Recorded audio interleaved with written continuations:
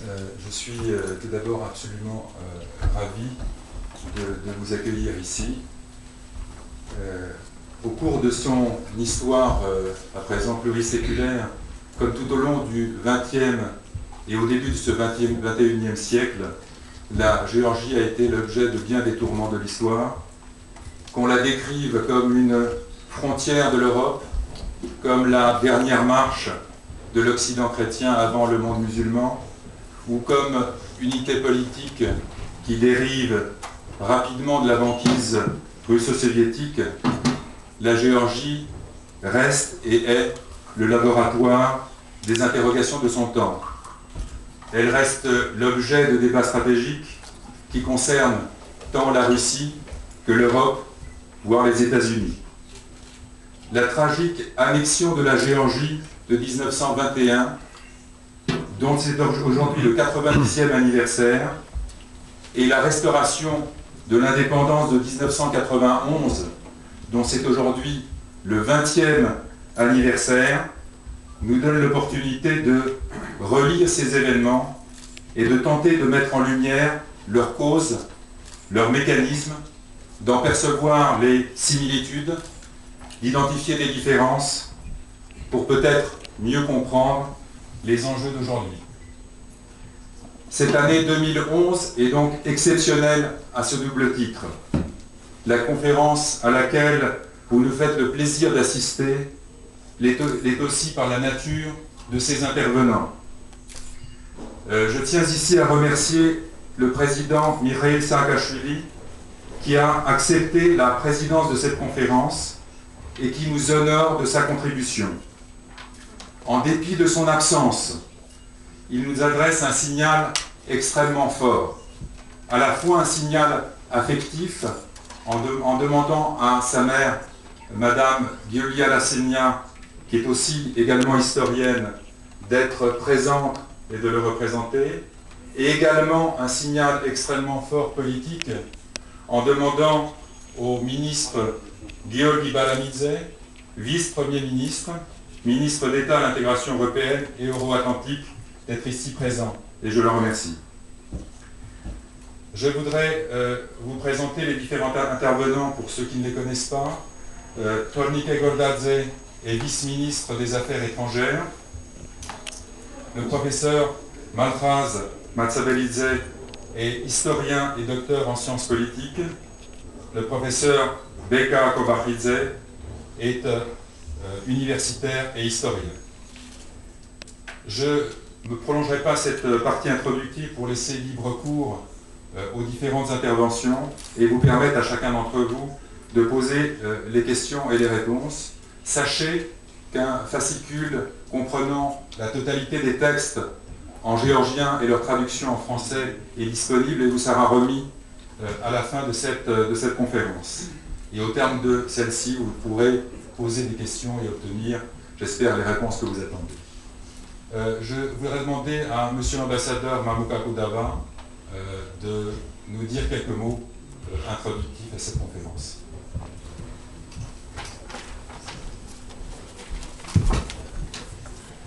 Merci, Monsieur le Président, Monsieur le Premier ministre, Monsieur le Ministre,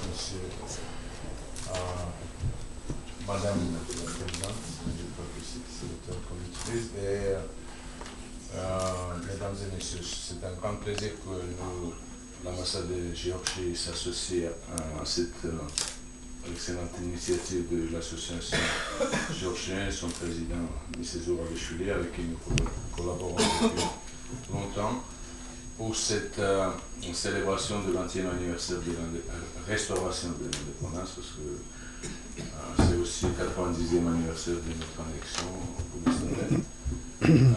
C'est un grand honneur pour nous aussi, parce que nous voyons non seulement les descendants de cette émigration des années 20, mais aussi pas mal de chercheurs français et des intéressés de différentes ambassades. Et nous avons une excellente opportunité d'écouter l'avis de notre gouvernement, des professeurs, des académiques.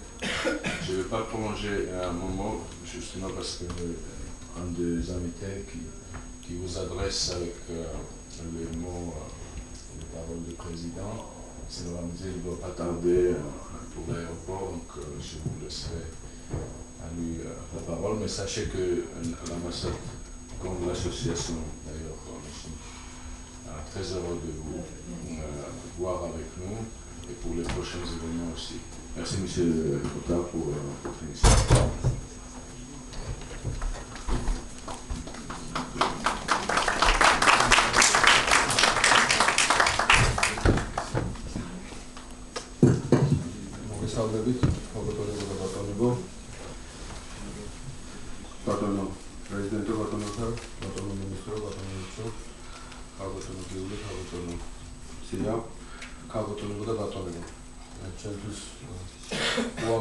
პატივია, უარესად დიდი პატივია და ძალიან სასიამოვნოა თქვენს წინაშე წარმოადგინო პრეზიდენტის მიმართვა იწყნილი საქართველოს დამოუკიდებლობის 20 წლის თავისადმი პარიზში გამართულ ამ შესანიშნავ ღონისძიებისადმი.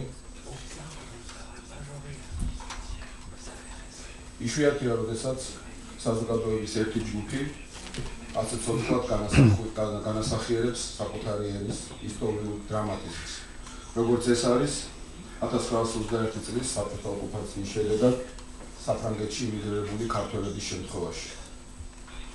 თამამად შეიძლება ითქვას, რომ ქართველთა ეს მცირერიცხოვანი ჯგუფი ერთ-ერთი დიდი ქართული დიასპორაა მთელ მსოფლიოში. დიდი არა რაოდენობით, არამედ საკუთარი მნიშვნელობით და ეროვნულ-კულტურული ფასეულობით, ასევე პოლიტიკური ფასეულობით. ადამიანთა ამ ჯგუფთან ასოცირება არა მხოლოდ ის ფიზიკური საგანძური, რომელიც ჩვენი დიდი გმირების წარმოუდგენელი ხარგანწვრის ხარჯზე შენარჩუნდა და დაუბრუნდა სამშობლოს, არამედ ის ინტელექტუალური, იდეოლოგიური, მოქალაქეობრივი, პოლიტიკური საგანძური, რასაც თავად ეს საზოგადოება წარმოადგენს. არც თუ დიდი ხნის წინ ჩვენი ქვეყნის ცხოვრებაში იდგა ჟამის სინანულისა, როდესაც მრავალწლიანი ძალისხმევის შედეგად საბჭოთა კავშირს მთლიანად განადგურებული ჰქონდა ქართული სახელმწიფოებრიობის პრაქტიკულად ყველა ატრიბუტი. ჩვენი მოსახლეობის უმრავლესობას თითქმის მთლიანად წაუშალეს ეროვნული მეხსიერება და ცოდნა დამოუკიდებელი საქართველოს შესახებ.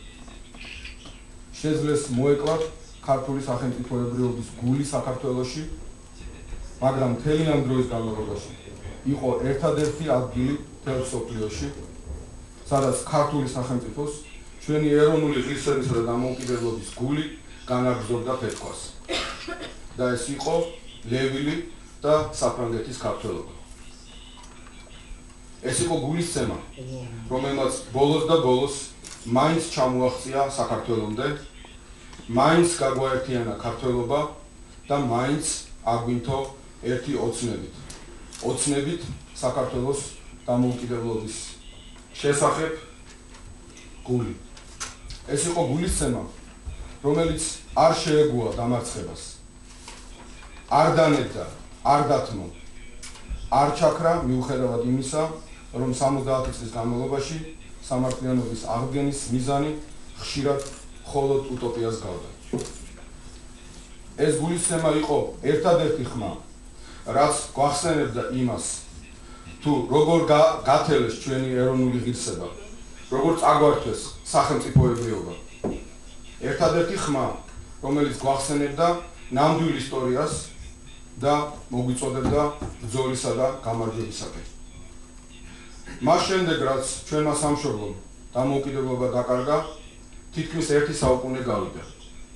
შეიცვალა ეპოქა, შეიცვალა მსოფლიო, მაგრამ ჩვენი ქვეყანა იმავე განსაცდელის წინაშე დგას პრაქტიკულად. საქართველოს ისევ უტევს ჩრდილოეთიდან იმპერია, საქართველოს თავისუფლებას ისევ საფრთხე ემუქრება. ჩვენ ერთად ვუსწორებთ თვალს აწმყოს და რეალობას და ამისათვის, რომ უზრუნველყოთ ჩვენი ერისა და ქვეყნის საოცნებო მომავალი, არ ვივიწყებთ წარსულს, რათა ყოველთვის გვახსოვდეს ისტორიის წარე გაკვეთილები. ჩვენი სამშობლო გასულ საუკუნეში 100-დან მხოლოდ 12 წელი იყო სუვერენული. ამ 12 წლის განმავლობაში სამჯერ დაესხა იმპერია თავს საქართველოს დამოუკიდებლობას. სამივე შემთხვევა ჩვენთვის გაკვეთილი, ძიმე გამოცდილება და დასკვნების გაკვეთების საშუალებაა, რათა სწორედ ორიენტირებდეთ აწმყოსა და მომავალში.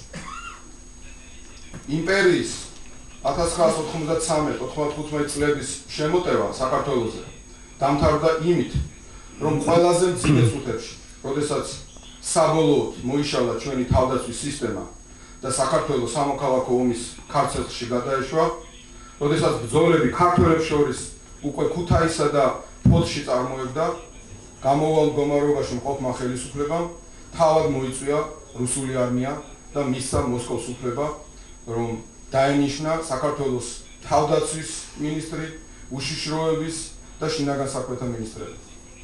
საქართველო შევიდა დსთ-ში და რუსეთმა მიიღო პირობა, რომ მისი სამხედრო ძალა, არმია 25 წლით დარჩებოდა ჩვენს ქვეყანაში.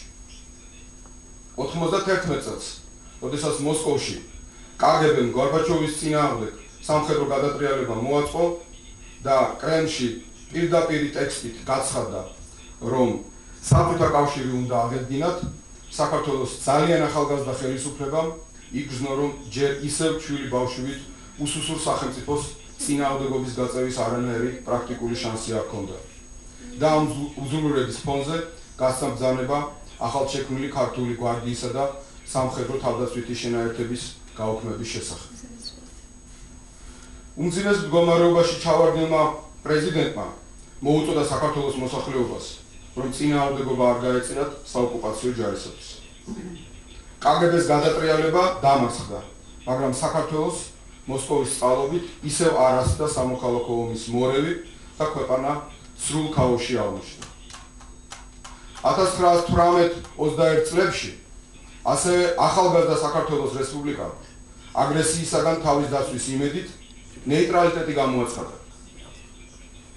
რუსეთთან კომპრომისის ძიებაში საქართველოში კომუნისტური პარტიის ლეგიტიმაციას დათანხმდა, რითაც მოქმედების საშუალება მიეცა მეხუთე კოლონას. ერთ წელიწადში კი ყველა შეთანხმების დარღვევით საბჭოთა იმპერიამ საქართველოს დასაპყრობად არმია გამოგზავნა და მას ქართველი ჩაუყენა სათავეში. საქართველოს ხელისუფლება შეეცადა დამპყრობელი საბჭოთა არმიისათვის წინააღმდეგობა გაეწია, მაგრამ ჩვენი ქვეყანა მაშინ სრულიად მარტო აღმოჩნდა. ჩვენ არ ჰქონდა არანაირი საერთაშორისო მხარდაჭერა, ხელისუფლება იძულებული შეიქნა ჯერ თბილისი, შემდეგ კი ქვეყანაც დაეტოვებია. შედეგად საბჭოთა დროშა თბილისის თავზე 70 წლით აფრიალდა.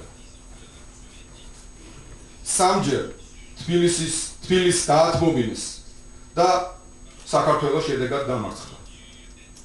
სამჯერ ან დამოუკიდებლობა დავკარგეთ, ან სამოქალაქო ომის ქარცეთში აღმოჩნდით. 21 საუკუნეში გაგრძელდა იმპერიის შეტევა ჩვენი თავისუფლების წინააღმდეგ. 2008 წლის ზაფხულში ჩვენც აღმოჩნდით უმძიმესი არჩევანის წინაშე. მაგრამ ამჯერად ჩვენი გადაწყვეტილება იყო აღარ დაგვეთმო და გაგვეწია წინააღმდეგობა. მანამ სანამ ეს შესაძლებელი იქნებოდა. ეს გადაწყვეტილება არ იყო ჩვენი არც სურვილი და არც არჩევანი. ეს იყო ჩვენი ერთადერთი და უზენაესი ეროვნული ვალდებულება. სწორი იყო ეს თუ არა, ამას ისტორია შეაფასებს. ისტორიავე განჯის იმას, თუ რა წავაგეთ და რა მოვიგეთ. თუმცა უკვე დღეს დანამდვილებით შეგვიძლია ვთქვათ, რომ ჩვენ შევინარჩუნეთ საქართველოს სახელმწიფოებრიობა. თბილისის თავზე ქართული ეროვნული დროშა ფრიალებს. სახელმწიფო ფუნქციონირებს. და ქართველები, მრავალეროვანი ქართველი, მრავალეთნიკური ქართველიერი ერთმანეთს არ ებრძვის და ჩვენ ერთმანეთს არ ვესვით. ამ ომმა დიდი დარტყმა მიაყენა ჩვენ სახელმწიფოს, ჩვენი საზოგადოების სიმშვიდესა და სტაბილურ განვითარებას. ამ ომში წაგვართვეს 170 გმირი ჯარისკაცის, 14 სამაგალითო პოლიცieris და რამოდენიმე ასეული მშვიდობიანი მოქალაქის სიცოცხლე. ათობით ათასი ჩვენი მოქალაქე დატოვეს უსახკაროდ. მაგრამ ვერ დათვალეს ჩვენი თავისუფლების სიყვარული, ვერ წაგვართვეს დამოუკიდებლობა, ვერ შეარყიეს ეროვნული სიმტკიცე, ვერ გატეხეს ჩვენი ჯარი, რომელიც მიუხედავად ძალთა დიდი უთანასწორობისა გმირულად იბრძოდა სამშობლოს დასაცავად და დღესაც მზად არის დადგეს თავისუფლების სადარაჯოს. ვერ გამოაგრძელეს გზა და პრობლემა სულ ჩვენი ქვეყნის დედაქალაქის ასაღებად, იმიტომ რომ მთელი მსოფლიო გვერდით დაუდგა პატარა საქართველოს. შესაბამისად, ვერ შეაჩერეს ჩვენი ქვეყნის სვლა დემოკრატიული ცივილიზაციისაკენ. ვერ გააჩაღეს სამოქალაქო დაპირისპირება საქართველოს მოქალაქეებს შორის, როგორც ეს ხშირად ხდებოდა ადრე. ჩვენ წავიფორხილეთ, მაგრამ ისევ ფეხზე ვართ და ვაგრძელებთ წინსვლას. იმიტომ რომ წარსულის მძიმე წლებისგან განსხვავებით, დღეს საქართველო მარტო აღარ არის. დღეს ჩვენს გვერდით დგას მთელი ცივილიზებული, მთელი დემოკრატიული სამყარო. რაც მთავარია, იმიტომ ვაგრძელებთ წინსვლას, რომ განსხვავებით ძველი დროებისაგან, ჩვენ ახლა უკვე სულ სხვა სიმტკიცის ერი და სახელმწიფო ვართ. ჩვენ აღარ გვემუქრება ქაოსი და არეულობა. ჩვენ ვეღარანაირი ძალა ვერ ჩამოგვართვებს, ვერ ჩაგვათრებს სამოქალაქო ომის მორებში. სახელმწიფო ფუნქციონირებს და მზად არის დაიცვას ჩვენი მოქალაქეების უსაფრთხოება და საზოგადოებრივი წესრიგი ნებისმიერ ვითარებაში. ჩვენ აუცილებლად მოვიკრებთ ძალას, აღვიდგენთ ენერგიას, გავიმართებით წელში და გავაგრძელებთ წინსვლას.